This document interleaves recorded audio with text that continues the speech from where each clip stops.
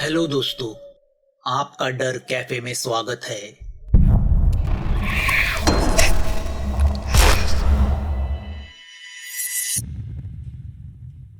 पुष्कर झाड़ के पीछे छुपकर वह अजीब मंत्र विधि देख रहा था। उस बूढ़े मांत्रिक ने पास बैठे उस दूसरे आदमी से कहा, नासिर, रूह इस लाश में प्रवेश कर चुकी है। पूछ तुझे उससे जो पूछना है। वह नासिर नाम का आदमी पूरी तरह से डर गया था। उसका बदन थरथरा रहा था। उसके मुंह से शब्द बाहर नहीं निकल रहे थे। पूछ नासिर, जल्दी पूछ, अपने पास वक्त नहीं। उस नासिर नाम के शख्स ने उस लाश को देखा और कहा, मुझे मुझे पैसे से लेकर बहुत समस्या है। मैं रिक्शा चलाता हूँ मगर ज्यादा पैसे नहीं मिलते। मुझे जल्द से जल्द बहुत सारे रुपए कैसे मिल सकते हैं, यह बताओ। उसकी बातें सुनकर वह लाश जोर जोर से हंसने लगी। उस बूढ़े ने थोड़ा पानी निकाल के फिर से उस लाश पे छिड़का। जैसे ही पानी उस लाश पे गिरा, उस लाश ने अपना हंसना बंद किया। जल्द से जल्द बहुत सारा पैसा। वह लाश बोलने लगी। पुष्कर ने रुमाल निकाल के पसीना पोंछा और वह कुतूहल से देखने लगा। तेरे नसीब में पैसा है मगर आसानी से नहीं। उसके लिए तुझे एक काम करना होगा। क्या क्या करना होगा? नासिर ने कांपती हुई आवाज में पूछा। तुम्हारी धर्मपुर वाली मौसी के पास बहुत पैसे हैं। 50 लाख के जेवरात, 60 लाख बैंक में और 2 करोड़ की प्रॉपर्टी। उसके बाद यह सब तुम्हें ही मिलने वाला है। क्योंकि तुम उसके एकलौते वारिस जो हो। मगर वह इतने जल्दी मरने वाली नहीं है और 30 साल जिएगी। तब तक तो तू मर जाएगा। अगर जल्दी पैसे चाहिए तो बुड्ढी को मार डाल। क्या क्या क्या, क्या? यह मैं कैसे कर सकता हूँ? उस नासिर नाम के आदमी ने चौंक के पूछा। पैसे चाहिए ना? धर्मपुर में वह अकेली उसके घर रहती है। रोज शाम को वह घर के पीछे वाले कुएं पे पानी भरने जाती है। तुम दोपहर को उसके घर जाओ और कुएं के पास वाली जमीन पे कपड़े धोने का बहुत सारा साबुन डाल के रखो। उस चिकनी जमीन से बुड्ढी का पैर फिसलेगा और वो कुएं में गिर जाएगी। मगर उस वक्त तुम आसपास मत रहना। शाम को नेर चौक के पास रिक्शा घुमाते रहना। अगर पुलिस को शक भी हुआ तो भी तुम पे नहीं होगा, क्योंकि उस वक्त तुम धर्मपुर की उल्टी दिशा में होंगे हैं और कल शाम हल्की बारिश गिरने वाली है तुम्हारे नसीब से। साबुन भी धुल जाएगा। ना रहेगी बुड्ढी, ना रहेगा सबूत। वह लाश जोर जोर से हंसने लगती है। वह बूढ़ा मांत्रिक नासिर को बोलता है, नासिर, तुम्हारा काम हो चुका है। अब इस रूह को बलि दो। बलि ऐसे शख्स की होनी चाहिए जो तुम्हें प्यारा हो, तुम्हारा दुश्मन नहीं। नासिर एक कागज की पूड़ी खोलता है। उसमें किसी के बाल होते हैं। उसे देखते ही वह बूढ़ा पूछता है, किसके है? मेरी मेरी सास के है। मगर वो तो तेरी दुश्मन होगी। नहीं, बहुत अच्छी है। मुझ पे लड़के की तरह प्यार करती है। घर चलाने के लिए पैसे भी देती है। ठीक है। वो बूढ़ा मांत्रिक उन बालों को सामने जलती आग में डाल देता है। बाल गिरते ही उस आग में से काला धुआं निकलने लगता है और एक गंदी सी दुर्गंध आसपास फैल जाती है। पुष्कर अपने नाक पे रुमाल रख के वह सामने का दृश्य देखने लगता है। आग में पड़े उन बालों की राख होती है। वो बूढ़ा आग में हाथ डालकर उस राख को उठाता है और लाश के मुंह में डालता है। राख मुंह में जाते ही वह लाश बोलती है, बलि मिल गया। इतना कहकर वह लाश अपनी भयानक आंखें बंद करती है और मुर्दे की तरह शांत हो जाती है। वो बूढ़ा मांत्रिक नासिर को बोलता है, नासिर, तेरी सास दिल के दौरे से मर गई। जा, संपत्ति को प्राप्त कर। मुझे यही अकेला छोड़, बाकी का मैं सब देखता हूँ। वह नासिर नाम का आदमी जेब में हाथ डाल के नोटों की गड्डी निकालता है और बुड्ढे को देता है। बुड्ढा बिना गिने वह गड्डी अपने जेब में रखता है। नासिर चला जाता है। वह बुड्ढा लाश को पास खुदी कब्र में फिर से गाड़ देता है। दूर से उस वाकयात को देख रहा पुष्कर शौक से धरा के धरा रह जाता है। अब घर जाते ही पुष्कर विस्की की बोतल निकालता है और उसे ऑन द रॉक पीने लगता है। वह अपने साथ लाया चिकन मटन का पार्सल भी भूल चुका है। उसके दिमाग में अब सिर्फ वही नजारा भनभना रहा है। क्या नासिर को सचमुच करोड़ों की प्रॉपर्टी मिलेगी, जिस प्रॉपर्टी के लिए उसने अपनी माँ समान सास की बलि दी? क्या ऐसी अघोरी इलाज से कोई अमीर बन सकता है? पुष्कर ने चौथा पैक बनाया। आज उसकी भूख और नींद दोनों उड़ चुके थे। इस वाकयात को 8-10 दिन बीत जाते हैं। पुष्कर रोज की तरह अपने बैंक के कामों में व्यस्त हो जाता है। वह उस रात वाला वाकयात भी भूल जाता है। ऐसे में एक दोपहर को वह उस नासिर को अपने बैंक में देखता है। नासिर विनीत के साथ कुछ बातें कर रहा होता है। नासिर के जाने के बाद पुष्कर विनीत को उसके बारे में पूछता है। तभी विनीत उसे बताता है कि नासिर ने नया अकाउंट खोला है और 60 लाख ट्रांसफर किए हैं। पुष्कर केबिन में आके कंप्यूटर पे नासिर का अकाउंट खोलता है। तब उसे पता चलता है कि पैसे किसी जमीला खान के अकाउंट से ट्रांसफर हुए हैं। अब पुष्कर नासिर के बारे में सोचने लगता है। इतने लाखों रुपए अचानक कमाना उस रिक्शा वाले की तकदीर में था नहीं, मगर वह उसने पा लिए। अब उसकी आगे की जिंदगी बड़ी आराम से गुजरेगी। पुष्कर फैसला करता है कि वह अगली अमावस को फिर से उस कब्रिस्तान जाएगा और सच जानने की कोशिश करेगा। महीना निकल जाता है। पुष्कर जिस अमावस की रात का इंतजार कर रहा था, वह अमावस की रात आखिर आ ही जाती है। काम का बहाना करके वह उस रात भी 11 बजे तक बैंक में काम करता रहता है। ठीक 12 बजे के पहले वह कब्रिस्तान पहुंच जाता है। वह स्कूटर को बाहर ही खड़ी करता है और चलते चलते अंदर जाता है। उसे दूर से आग जलते हुए नजर आती है।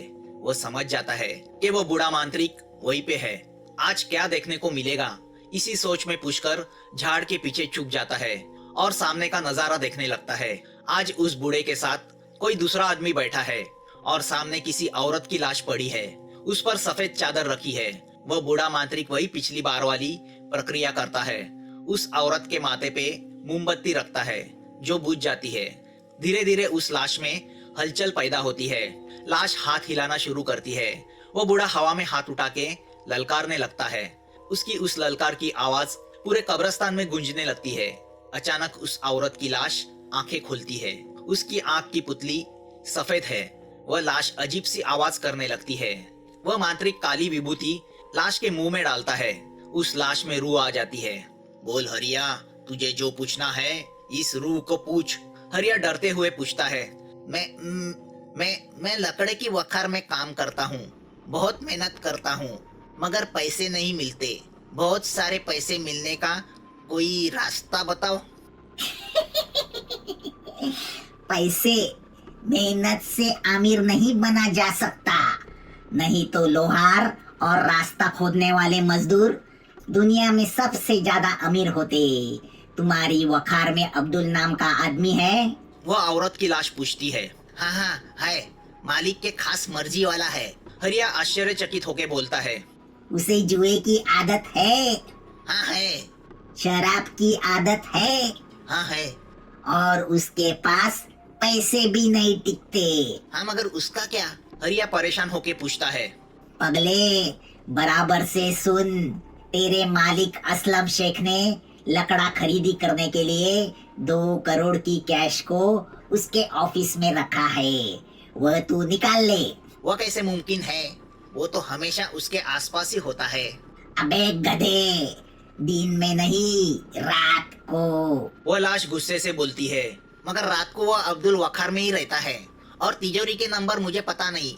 अबे बेवकूफ, 2 दिन बाद रात को वो अब्दुल 11 बजे बहुत दारू पीकर आने वाला है।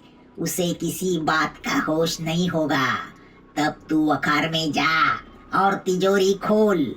तिजोरी के नंबर है 7865।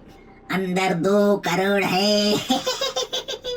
उसमें से 50,000 अब्दुल की जेब में रख। पुलिस आएगी और उसे पकड़ के लेके जाएगी। तुम पर किसी का शक नहीं होगा, क्योंकि तुम्हें तो तिजोरी के नंबर पता ही नहीं। लाश के मुंह से वह सब बातें सुनकर हरिया ख्यालों में चला जाता है। क्या ऐसा हो सकता है? बेवकूफ, अगर आदमी सोचे तो क्या नहीं हो सकता। मगर याद रख, पैसे मिले हैं इसलिए खर्च करना शुरू मत करना। उसको एक पीतल की पेटी में रखकर तेरे घर के पीछे वाले बरगद के पेड़ के नीचे गाड़ दे। उसमें मेरी कटी हुई उंगली रख ताकि उसमें कीड़ा या चींटी ना लगे। और 7-8 महीने भूल जा। पुलिस ने पूछताछ भी की तो भी बिंदास रहना, तुमने चोरी नहीं की है। और मूर्ख, नंबर याद रखना, 7865 7865। वो बूढ़ा मांत्रिक हरिया को बोलता है, हरिया, रूह ने तेरी मुराद पूरी की है, अब उसे उसका बलि दे। बोल, किसकी कुर्बानी दे रहा है? हरिया थैली में से एक शर्ट निकाल के बूढ़े को देता है। यह तेरा दुश्मन नहीं है ना, तेरा चैता होना चाहिए, वरना तेरी बलि जाएगी। ये मेरे भाई का है, स्वभाव से बहुत अच्छा है, खुद से ज्यादा मुझसे प्यार करता है। हरिया के आंखों में पानी आ जाता है।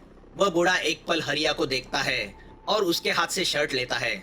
ठीक है। मांत्रिक उस शर्ट को आग में डालता है। आग में से काला धुआं निकलता है और एक गंदी सी दुर्गंध आसपास फैल जाती है। पुष्कर अपने नाक पे रुमाल रख के वह सामने का दृश्य आश्चर्य से देखने लगता है।